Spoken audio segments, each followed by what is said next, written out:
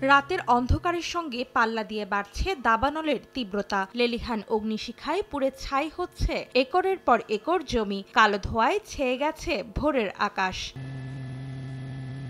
মঙ্গলবার যুক্তরাষ্ট্রের দক্ষিণ ক্যালিফোর্নিয়ার মালিবু শহরে এভাবেই ছড়িয়ে পড়ে দাবানলের ভয়াবহতা। স্থানীয় কর্তৃপক্ষ বলছে, সোমবার প্রথমবারের মতো আগুন লক্ষ্য করা যায়। পরদিন সকাল থেকে বাড়তে থাকে দাবানলের তীব্রতা। এ পর্যন্ত পুড়ে গেছে প্রায় ২,০০০ একর জমি। আগুন নেভাতে রাত দিন কাজ করছেন ফায়ার সার্ভিসের কর্মীরা। হেলিকপ্টার থেকে ছিটানো হচ্ছে পানি, তবে কিছুতেই নিয়ন্ত্রণে আসছে না দাবানল।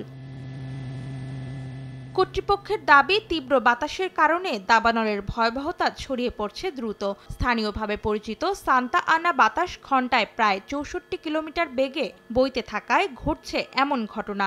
সোমবার রাত থেকেই বিদ্যুৎ বিচ্ছিন্ন হয়ে পড়ে ওই অঞ্চল। এতে ভোগান্তিতে পড়েন বাসিন্দারা। আগুন ছড়িয়ে পড়ার আগেই মালিবু অঞ্চলের প্রায় ১০,০০০ বাসিন্দাকে নিরাপদ আশ্রয়ে সরে যাওয়ার নির্দেশ দিয়েছে স্থানীয় প্রশাসন।